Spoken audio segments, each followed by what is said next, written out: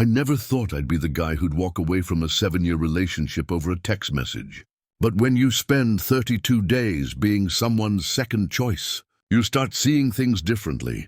Before we jump back in, tell us where you're tuning in from, and if this story touches you, make sure you're subscribed because tomorrow, I've saved something extra special for you. My name is Marcus Brennan, and I'm a structural engineer in Portland. Not the exciting kind who builds skyscrapers. I design residential foundations. It's steady work, good pay, and it gave me the stability I thought we needed. My girlfriend, well, ex-girlfriend now, was Vanessa Chen. She worked in marketing for a tech startup downtown, the kind of place with ping-pong tables and kombucha on tap. We met at a mutual friend's wedding reception. She laughed at my terrible joke about load-bearing walls, and I was hooked. For 7 years, we built something I thought was solid. We had our favorite Thai place on Division Street, Sunday morning runs at Forest Park, and a shared dream of buying a craftsman house in Selwood, but foundations crack. Sometimes slowly, sometimes all at once. It started on September 3rd. I remember because it was Labor Day weekend, and we'd planned a camping trip to Crater Lake. I'd already loaded the car when Vanessa came downstairs with that look. The one where her eyes don't quite meet yours. Marcus, I'm so sorry. Derek just texted. There's an emergency with the product launch. Derek Hoffman, her boss. 38, divorced, drove a Tesla, and apparently had emergencies every other weekend. It's a holiday weekend, I said, keeping my voice level. Can't someone else handle it? She was already typing on her phone. I'm the lead on this campaign. If I don't fix this, we could lose the client. I'll make it up to you, I promise. That was excuse number 1. I went to Crater Lake alone. Spent 2 days hiking and thinking maybe I was being unreasonable. She had a demanding job. I should be supportive. That's what partners do. September 10th, date night. I'd made reservations at Canard, the place she'd been wanting to try for months. I got home early, showered, put on the shirt she bought me for my birthday. She texted at 6:15 p.m. Babe, Derek needs me to stay late. Client presentation tomorrow. Rain check? Excuse number 2. I ate a frozen pizza and watched half of a movie I'd forgotten by morning. The pattern crystallized over the next 3 weeks. Team building dinner on the 14th. She couldn't miss it. Important networking event on the 17th. Strategy session on the 21st that ran until midnight. Weekend workshop on the 24th, every single one involved Derek. I'm not a jealous guy. Never have been, but I'm not stupid either. I started noticing things. She'd smile at her phone in ways she hadn't smiled at me in months. She bought new clothes, expensive ones. Started going to the gym at 5:30 a.m. when she used to hate morning workouts. On September 28th, I decided to do something I'm not proud of. She left her laptop open while taking a shower. I told myself I was being paranoid, that looking would make me the bad guy. I looked anyway. Her Slack messages with Derek were careful. Nothing explicitly romantic, but the undertone was clear. Inside jokes, late-night messages that had nothing to do with work. You get me in ways most people don't. Can't wait for our next strategy session. The winking emoji. That stupid tiny punctuation mark that said everything. I closed the laptop before she came back. Didn't mention it. Instead, I waited October 1st, exactly 1 month since this started. She came home from work around 7 p.m., earlier than usual. I was at the kitchen table with my laptop, reviewing foundation specs for a client in Lake Oswego. Hey, she said, dropping her bag by the door. Her voice had that artificial brightness people use when they're about to ask for something. How was your day? Fine. Yours? Exhausting. She moved behind me, her hands on my shoulders. I've been thinking. We haven't had much us time lately. I stopped typing. No, we haven't. Her fingers traced down my arms. Maybe we could... Go upstairs! I miss you. For a month I'd been invisible. For a month, Derek's texts had been more important than my presence. For a month, I'd watched her invest her energy, her attention, her desire somewhere else. And now, on a random Tuesday when she presumably didn't have plans with Derek, she missed me. I turned in my chair to face her. Where's Derek tonight? Her hands dropped. What? Your boss, Derek, the guy you've spent every evening with for the past month. Where is he tonight? Marcus, what are you talking about? We have a major launch. I'm talking about being your backup plan. I stood up, keeping my voice steady. I'm talking about being the guy you remember exists when your first choice isn't available. Her face went pale. That's not fair. You're right. What's not fair is watching someone you love disappear into someone else's orbit and pretend not to notice. What's not fair is being cancelled 14 times in 32 days. What's not fair is being treated like I'm lucky to get your leftover attention. You're being ridiculous. He's my boss. We're working on... I held up my hand. I saw the messages, Vanessa. Silence. The refrigerator hummed. Outside, someone's dog barked. You went through my computer? Her shock was transitioning to anger, the classic deflection. You left it open. And yes, I looked, because I'm not an idiot, and I was tired of being gaslit. Nothing happened with Derek. We're just emotionally intimate. I finished. Yeah, I noticed. While we became emotionally distant, she crossed her arms. So what, you're jealous that I have a connection with someone at work? I'm disappointed that you've been auditioning my replacement for a month and expecting me not to notice. I picked up my phone from the table. You came down here wanting intimacy, physical connection, after 32 days of excuses. After choosing him over me every single time, I chose work, not him. You chose what he offered over what I offered. Every time, her jaw tightened. So, what are you saying? I looked at her, really looked at her. The woman I'd planned a future with. The woman who'd slowly become a stranger while living in my house. I'm saying I'm not interested in being wanted only when I'm convenient. I'm not interested in being the safe choice while you explore whether there's something better. Marcus, you're overreacting. Call Derek, I said quietly. If you want intimacy tonight, call your backup plan. Because that's what he is, right? The exciting option you keep in orbit. See if he's available. Her eyes widened. Are you seriously? I'm seriously done being second place in my own relationship. The words hung between us like smoke. I watched her process them, saw the exact moment she realized I wasn't bluffing. So that's it? Her voice cracked. 7 years and you're just... done? No, I said. 7 years and you're just done. You've been done for weeks. You just haven't had the courage to admit it. I walked past her, grabbed my keys from the hook by the door. Where are you going? She asked. To stay with my brother in Beaverton. I'll come back tomorrow to talk about logistics. The lease ends in November anyway. Marcus, wait, I turned at the door. For the record, I would have fought for us. If you'd been honest. If you'd said you were confused or that you'd developed feelings for someone else. I would have fought. But I won't fight to be treated like an option. I left her standing in our kitchen, surrounded by the life we'd built, and the foundation that had finally cracked all the way through. My phone buzzed before I even made it to my truck. A text from Vanessa, please come back. We need to talk about this, I didn't respond. I'd spent a month accommodating her schedule, her priorities, her choices. She could spend one night accommodating mine. As I drove toward I-5, past the familiar streets and coffee shops and bike lanes of the city we'd explored together, I felt something unexpected. Relief. Preparing and narrating this story took us a lot of time, so if you are enjoying it, subscribe to our channel. It means a lot to us. Now back to the story. Not happiness, not satisfied, just relief, because being alone felt better than being lonely next to someone who'd already left. My brother Tyler lived in a townhouse near Murray Boulevard with his wife Rachel and their 2-year-old daughter Emma. When I showed up at 9 p.m. with a duffel bag and the look of someone who'd just walked through a wall, Tyler didn't ask questions. He just handed me a beer and pointed to the guest room. We'll talk when you're ready, he said.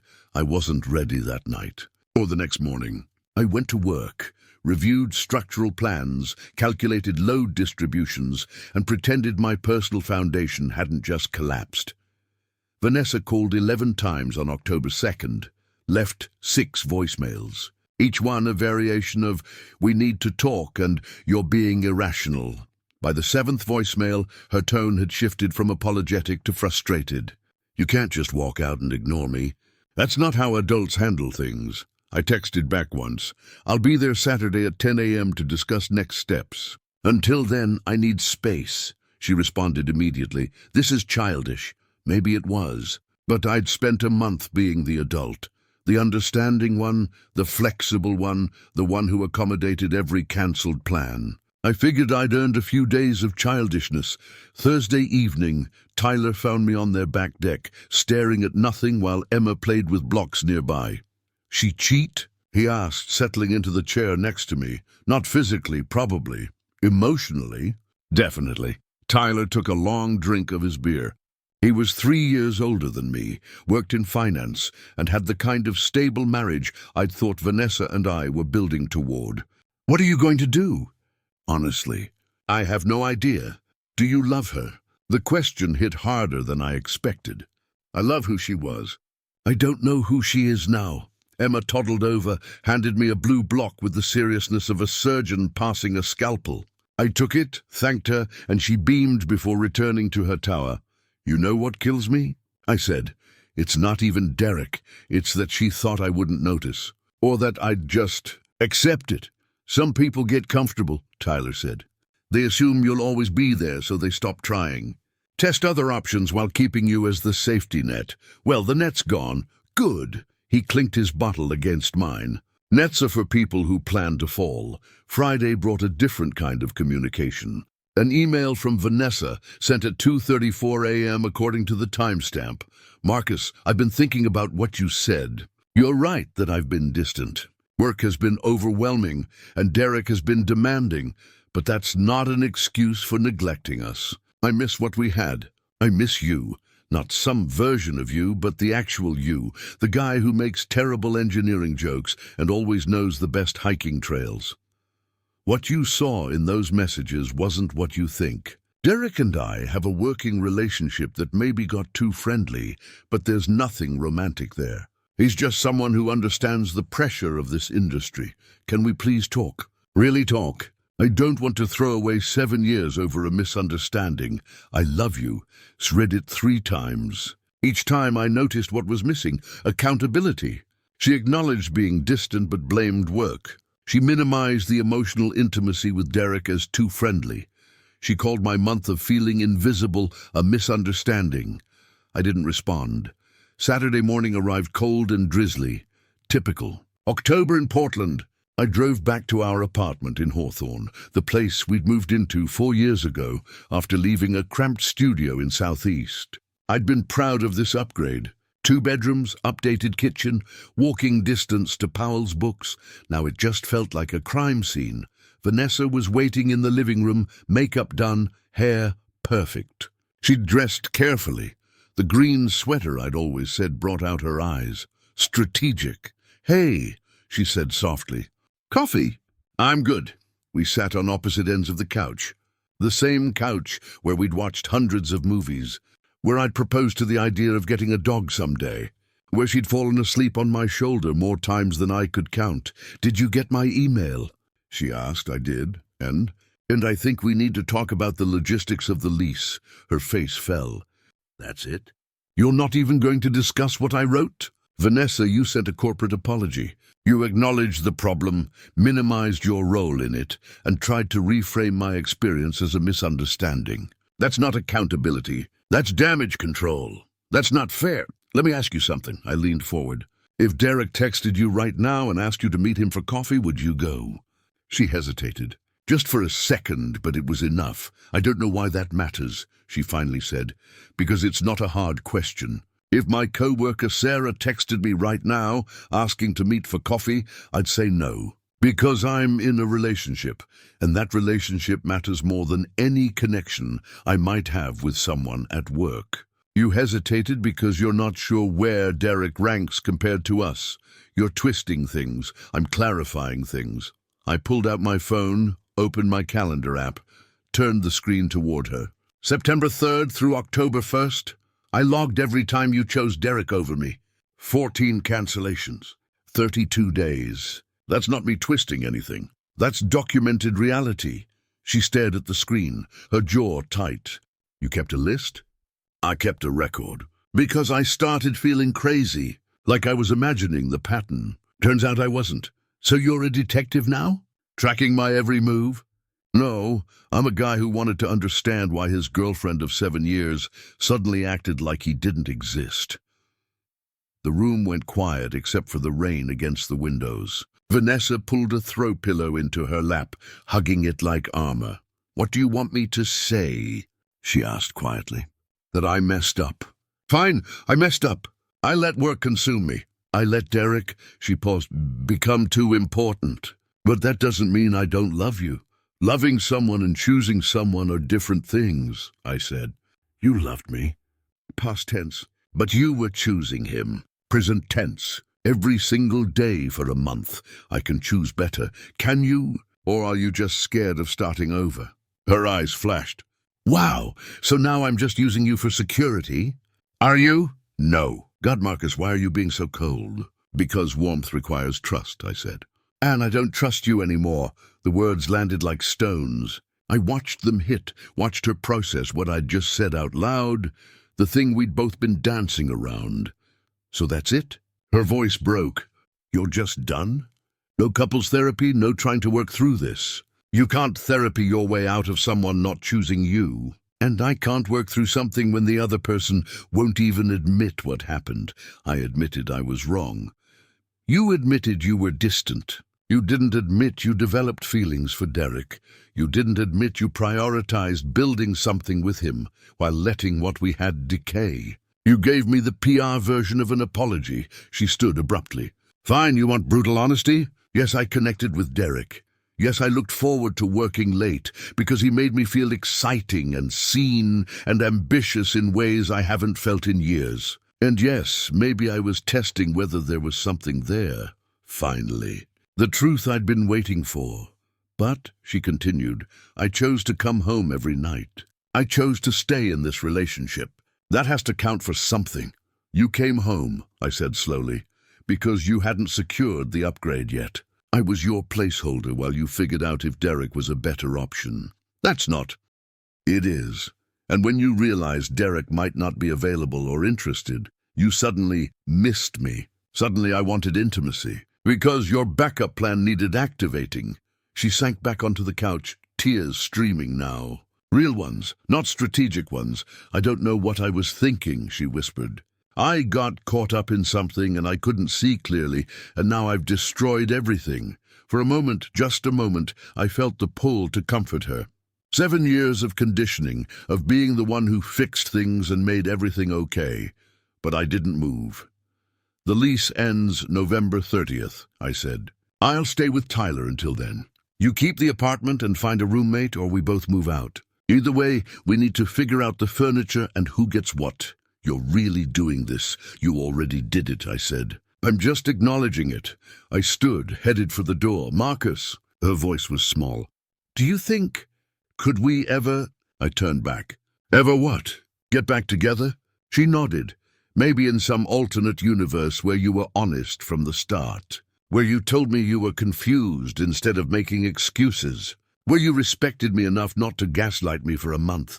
I opened the door. "But in this universe, no, I don't think we could."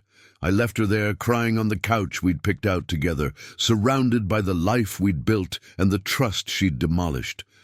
My phone buzzed as I reached my truck. "Tyler, how'd it go?" "Me, it went." "Tyler, need anything?" "Me, time machine would be nice." "Tyler, fresh out." "Beer and pizza are still available." "Me, on my way." As I drove back to Beaverton, I realized something. I wasn't crying, wasn't angry, just empty. Like I'd been carrying a massive weight for so long that I'd forgotten what it felt like to set it down. The weight was gone. So was everything else. For now, I decided empty was enough. The week after our confrontation, I threw myself into work with an intensity that surprised even my boss. I took on a commercial project in Gresham that nobody wanted. A strip mall renovation with foundation issues dating back to the 80s. Complex, tedious, and exactly what I needed. Numbers don't lie. Concrete doesn't have feelings. Structural integrity either exists or it doesn't. There's no gray area. No, let's talk about why this beam is failing. It fails or it holds. Simple. I wished relationships worked the same way. On Tuesday, October 8th, my phone rang during lunch. Unknown number.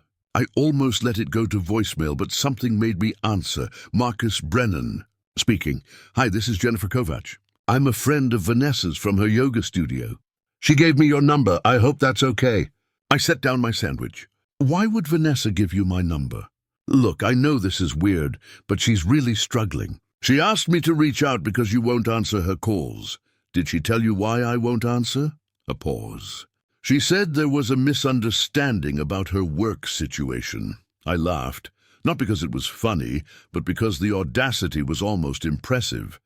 Jennifer, I appreciate the call, but Vanessa and I are done. Whatever she's going through, she has plenty of people to talk to. She loves you, Marcus. She made a mistake. She made a choice. Multiple choices over multiple weeks. That's not a mistake, that's a pattern. Everyone deserves a second chance. Tell Vanessa to stop sending messengers. I kept my voice level. If she wants to talk, she knows how to reach me. But sending friends to guilt-trip me isn't going to change anything. I hung up before she could respond. That evening, Tyler found me in the guest room, staring at my laptop without actually seeing the screen. Vanessa's recruiting a phone tree now, he asked, leaning against the doorframe. How did you... Rachel got a call, too. From someone named Jennifer. Rachel told her to lose the number. I had to smile at that. Rachel was protective in the best way. She'd liked Vanessa well enough, but she loved Tyler, and by extension me. Blood was blood. This is getting pathetic, I said. Desperate people do desperate things. Tyler sat on the edge of the bed. Question is, what are you going to do about it? Ignore it. What else can I do? You could block her number. Make it clear there's no door left to knock on. I hadn't blocked her yet.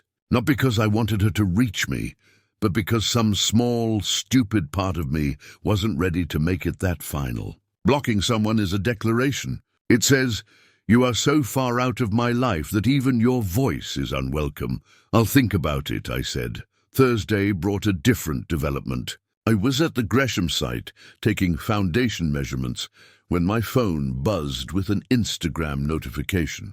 Vanessa had posted a photo, her first in 3 weeks. I shouldn't have looked, but I did.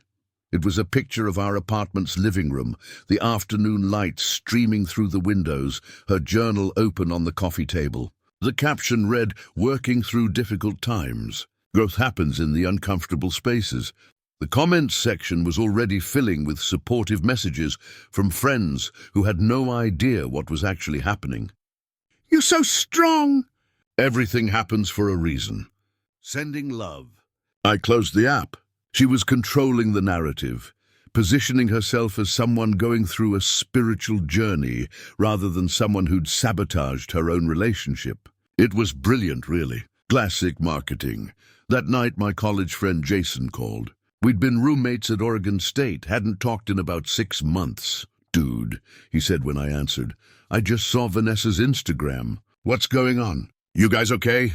And there it was. Her strategy was working. She was subtly announcing something was wrong, collecting sympathy, and forcing me to either stay silent or become the villain who had to defend himself publicly. We broke up, I said simply. Shit, man. I'm sorry. What happened? The usual. People grow apart. I didn't elaborate, not because I was protecting her, but because I didn't owe anyone an explanation. Our relationship was between us. Its ending was too. If you need anything, Jason said, I'm around. We could grab drinks, catch a game, whatever. Appreciate it. I'll let you know. After we hung up, I realized something. Vanessa still cared about how this looked. She was managing her image, carefully crafting the story of our ending, which meant she still cared what people thought. I didn't, not anymore. Friday evening, Rachel cornered me in the kitchen while I was making coffee. Can I ask you something? She hopped up on the counter, her expression serious. Are you doing okay? And I mean really okay, not the I'm fine thing guys do. I considered lying, saying I was great, that I'd moved on, that Vanessa was just a closed chapter. But Rachel had been kind enough to let me crash in her home for over a week. She deserved honesty. I'm angry. I admitted. Not at what happened. I'm angry at myself for not seeing it sooner. For making excuses for her excuses. That's not your fault, isn't it though? She didn't suddenly become a different person. I just ignored the signs because I didn't want to deal with reality. Rachel tilted her head. What signs? Little things. She stopped asking about my day. Started spending more time on her appearance. Got defensive when I asked about Derek. Classic stuff that in hindsight was obvious. Marcus, you're not a detective. You're someone who trusted their partner. That's not a character flaw. Feels like one now. Well, it's not. She jumped down from the counter, poured herself a glass of wine. You know what I think?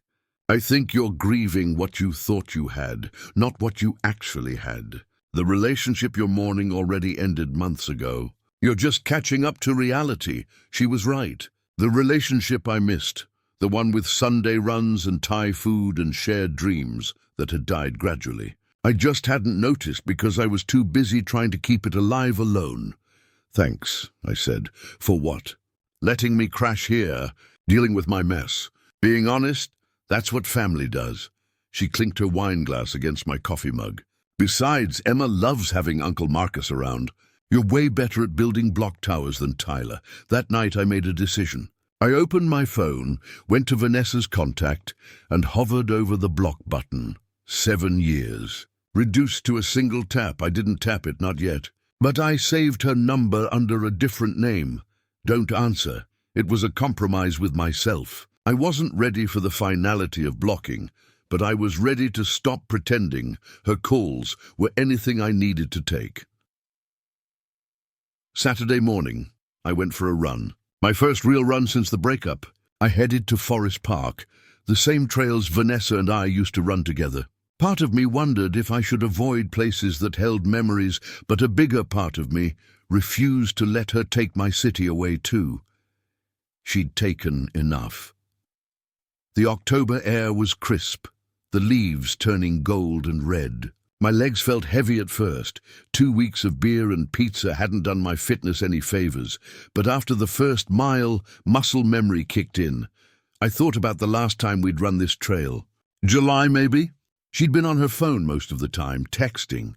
Work stuff, she'd said when I asked. Had that been Derek? Had I been running next to someone who was already halfway gone? At the 3-mile marker, I stopped to catch my breath. A couple passed me laughing about something, their hands intertwined. I watched them disappear around the bend and felt nothing, not jealousy, not sadness, just nothing.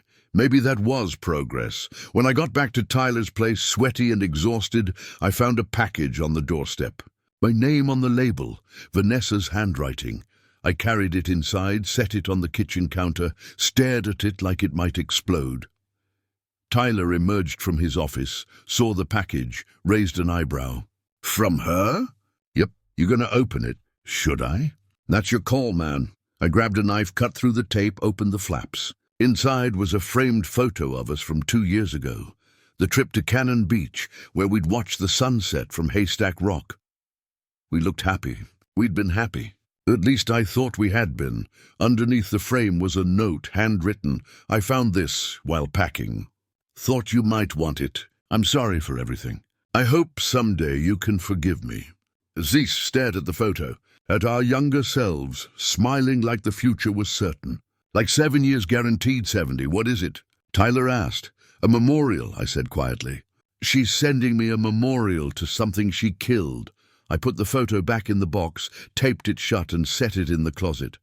Maybe someday I'd want to remember that version of us. But not today. Today, I needed to remember why it ended, because sometimes the only way to move forward is to stop looking back. October 15th. 2 weeks since I'd walked out. The Gresham project was nearly wrapped. And my boss, Patricia, had already lined up another job for me, a house in West Lynn with serious drainage issues. Good. More problems to solve that weren't my own. I was reviewing soil reports when my work email pinged. The sender name made my stomach drop. Derek Hoffman. Subject line, we should talk. I stared at it for a solid minute before clicking. Marcus, I know this is unexpected, but I think we need to have a conversation.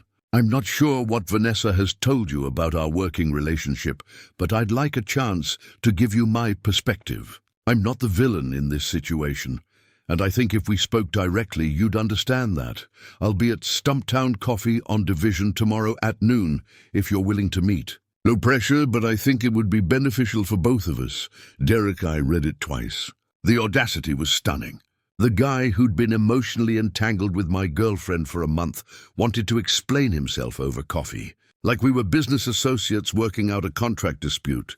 I forwarded the email to Tyler with one line: "Is this guy serious?" Tyler responded within minutes: "Do not go, this is a trap. He wants to ease his guilt or get intel on what you know." He was probably right. But another part of me, the part that wanted answers, closure, or maybe just to look Derek in the eye, was curious. I typed a response: "I'll be there." The next day, I arrived at Stumptown at 11:55 a.m. Derek was already there, sitting at a corner table with 2 coffees. He stood when he saw me, tall, fit, with the kind of casual confidence that probably worked wonders in boardrooms and with employees who reported to him.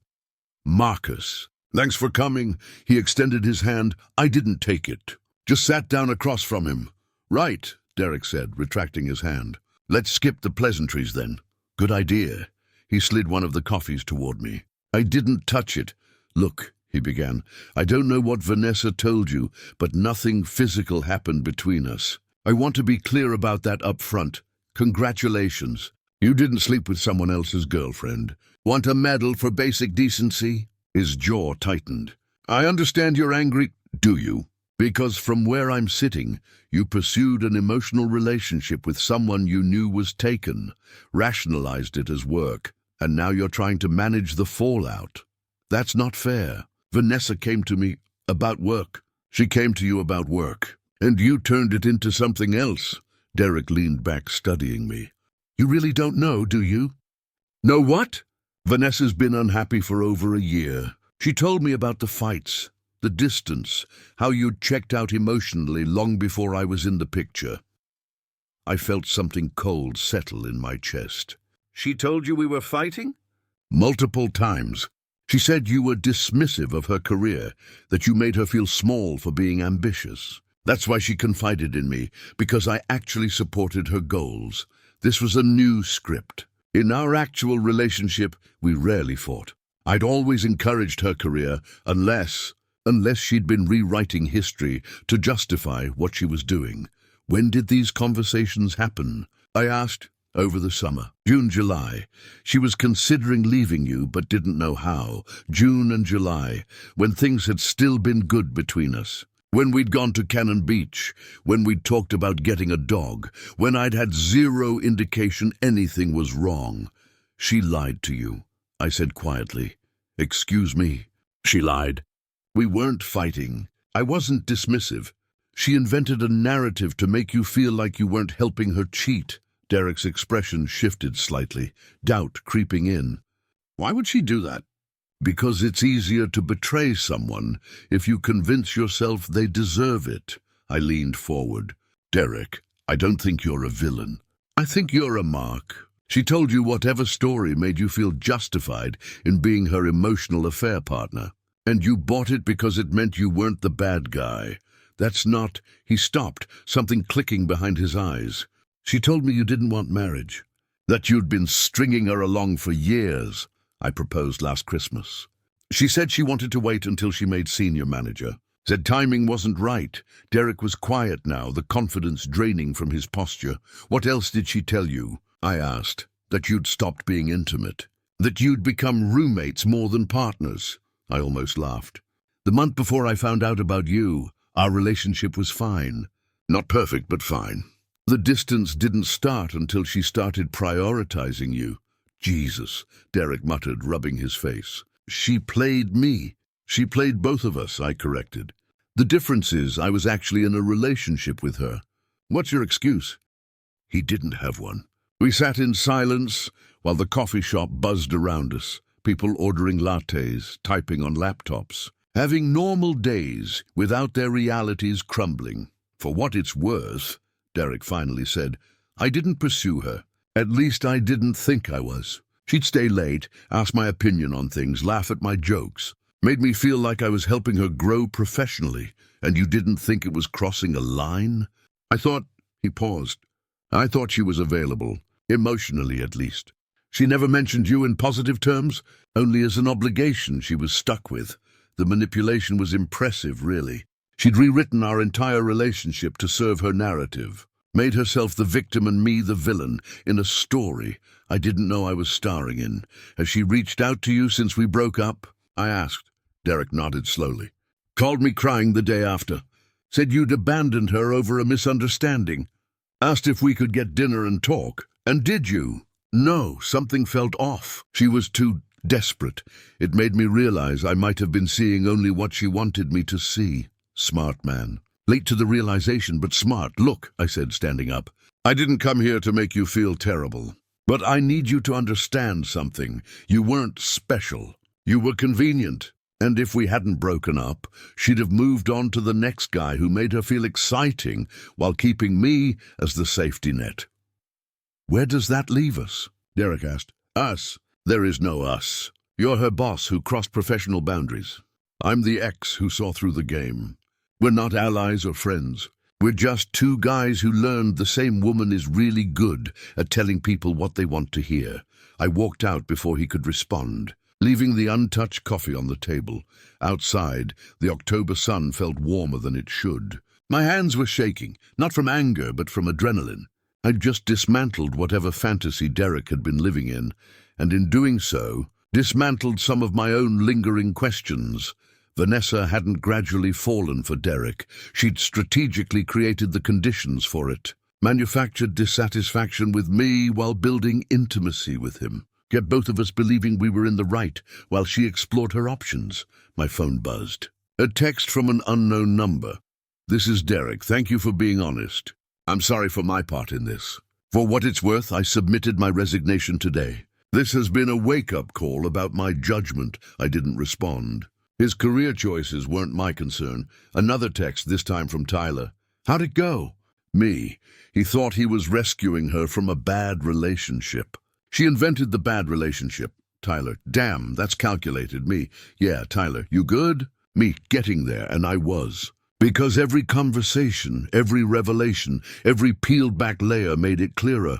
I hadn't lost something real. I'd escaped something toxic that was masquerading as love. That evening, I did something I should have done weeks ago. I opened my phone, found Vanessa's contact, still saved as don't answer, and blocked her number. Then I blocked her on Instagram, Facebook and email. 7 years reduced to digital silence. Tyler was right. It was a declaration. But it wasn't cruel. It was self-preservation. Because the woman I'd loved didn't exist anymore. Maybe she never had. Maybe she'd always been whoever she needed to be to get what she wanted, and what she wanted now.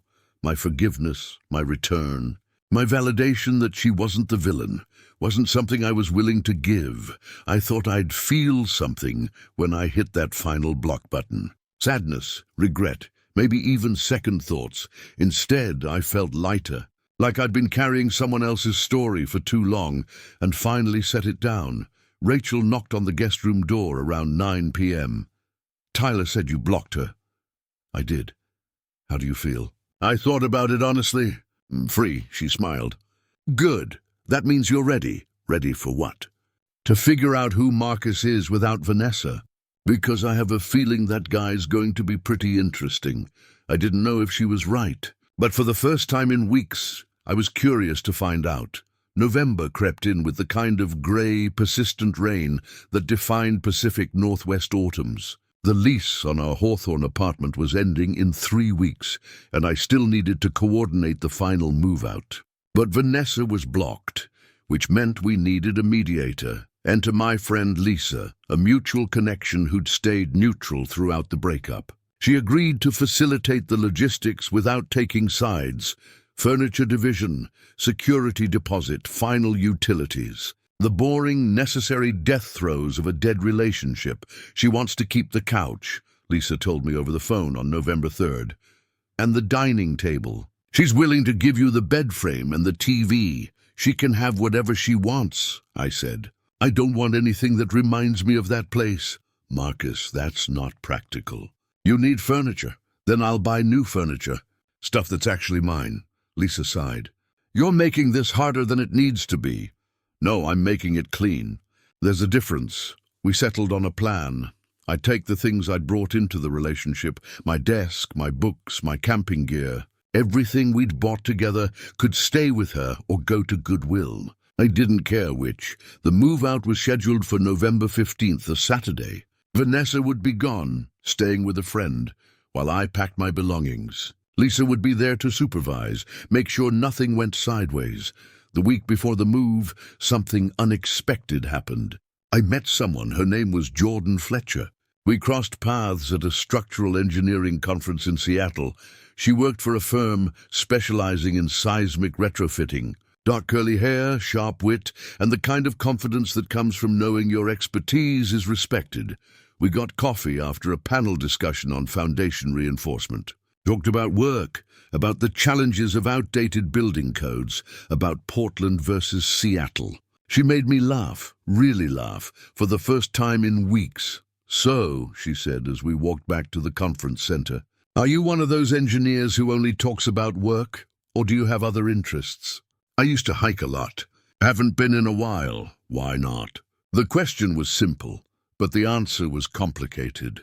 Because hiking had been something Vanessa and I did together. Because I'd let her take those experiences and turn them into ghosts. Life got messy, I said finally. Jordan nodded knowingly. Recent breakup? That obvious? You have the look. Shell-shocked but trying to pretend you're fine. She smiled. I had the same look 6 months ago. Trust me, it gets better.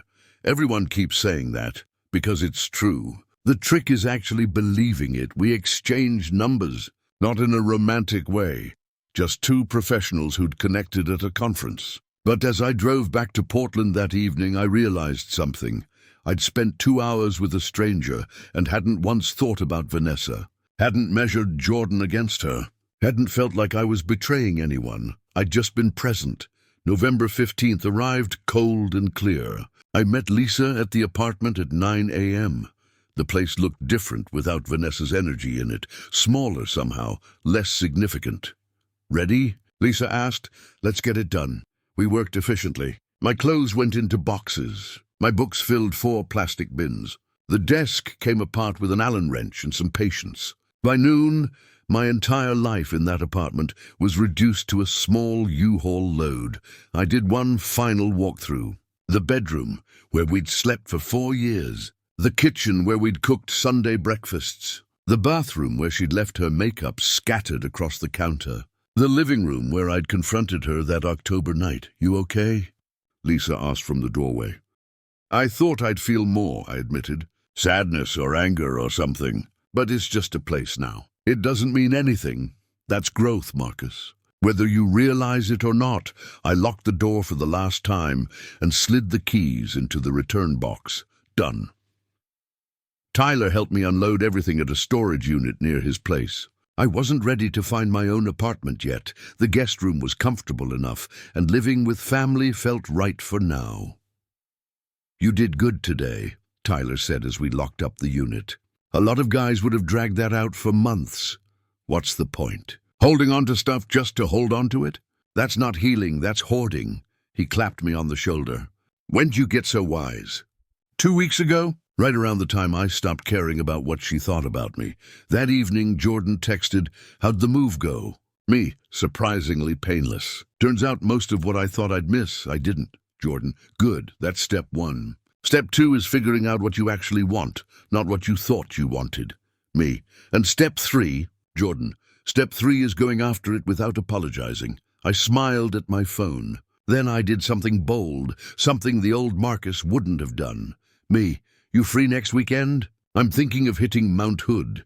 Could use a hiking partner who knows how to spot foundation problems in alpine terrain. Jordan, are you asking me out or consulting me professionally? Me, can't it be both? Jordan, Saturday works. I'll bring the coffee. You bring the terrible engineering jokes. Me, deal. I set my phone down, feeling something unfamiliar. Anticipation. Not for a relationship or anything serious, just for the possibility of something new. Something untainted by history or baggage or broken trust. On November 20th, Lisa called with the final update. Security deposit came through. Split 50-50 like you agreed. Vanessa also wanted me to give you something. I don't want anything from her. It's just a letter. You don't have to read it, but she asked me to pass it along. I met Lisa at a coffee shop in Selwood. She handed me an envelope, thick and sealed with Vanessa's looping handwriting on the front. Marcus. I'll leave you to it, Lisa said, squeezing my arm before walking away. I sat there for 10 minutes before opening it. Inside were 3 pages, front and back, filled with Vanessa's handwriting. I read the first paragraph. Marcus, I've started this letter 100 times, and I never know how to say what I need to say. I'm sorry, doesn't cover it. I destroyed something precious because I was selfish and confused and stupid. I stopped reading, not because it was painful, but because it didn't matter. Whatever apology or explanation or justification she'd written, it couldn't change what happened. Couldn't undo the choices she'd made or restore the trust she'd shattered. I folded the letter, put it back in the envelope, and dropped it in the trash can on my way out. Some closures don't require reading to the end. Saturday came. Jordan met me at the Timberline Lodge parking lot at 7 a.m., wearing hiking boots and a backpack that suggested she actually knew what she was doing. Ready? She asked. Absolutely. We hiked the Mirror Lake Trail, the conversation flowing easily between stretches of comfortable silence. She told me about her divorce 2 years ago, how she'd caught her ex in lies that unraveled their entire marriage. I told her about Vanessa, about Derek, about the month of being invisible. You dodged a bullet, Jordan said as we reached the lake's edge. People like that don't change. They just find new targets. You think so? I know so. My ex is on marriage number 2. Same patterns, different victim. We sat on a fallen log, looking out at the mirror-still water reflecting Mount Hood's peak. Can I ask you something? I said. Shoot. How'd you know you were ready to date again? Jordan smiled. When I stopped checking my ex's social media, when I could talk about what happened without feeling that punch in the gut, when I realized I was actually excited about my future instead of mourning my past. She looked at me. Why? Are you thinking about dating again? Maybe, eventually. Good. But take your time. There's no deadline for healing. We hiked back as the afternoon sun broke through the clouds, turning everything golden. When we reached the parking lot, Jordan turned to me. This was fun. We should do it again, definitely. And Marcus, for what it's worth, you're going to be fine. Better than fine, actually. Because you know what you won't tolerate anymore. That's powerful. She was right. I drove home feeling lighter than I had in months. Not because I'd found someone new, but because I'd proven to myself that life existed beyond Vanessa. That I could laugh and hike and make plans without her shadow hanging over everything. That night, I did something symbolic. I took the box containing the photo from Cannon Beach out of the closet, drove to a dumpster behind a grocery store, and threw it in. Not out of anger. Out of finality. December arrived, and with it came clarity. I signed a lease on a 1-bedroom apartment in Alberta, smaller than the Hawthorne place, but entirely mine. New walls, new memories waiting to be made. Tyler helped me move in on December 7th as we assembled my new couch, a sturdy gray sectional that Vanessa had never touched, never sat on, never existed near. He asked the question I'd been waiting for. You happy? I thought about it honestly. I'm not unhappy. And right now that feels like enough. It's a start. Yeah, I agreed. It is. 3 weeks later, Jordan and I hiked Silver Falls. Then we got dinner. Then we went to a comedy show. We weren't dating, not officially, but we were building something. Slowly, carefully, without pressure or expectations. One evening in late December, as we watched the sunset from Council Crest Park, she asked about Vanessa. Do you ever wonder what she's doing now? No, I said honestly. I used to think I would. But she's not part of my story anymore. She's just someone I used to know. That's the healthiest thing I've heard all month. Therapy helped. So did time. So did meeting someone who actually shows up when they say they will, Jordan smiled. Is that your way of saying you like me? Maybe. Good, because I like you too. You're honest and present and you don't play games. After my ex, that's basically irresistible. We kissed as the city lights flickered on below us, Portland spreading out in every direction. My city, my life. My future, undefined and uncertain and entirely mine to build. I never heard from Vanessa again. According to Lisa, she'd moved to San Francisco in January for a new job. No idea if Derek went with her or if she'd found someone else to manipulate.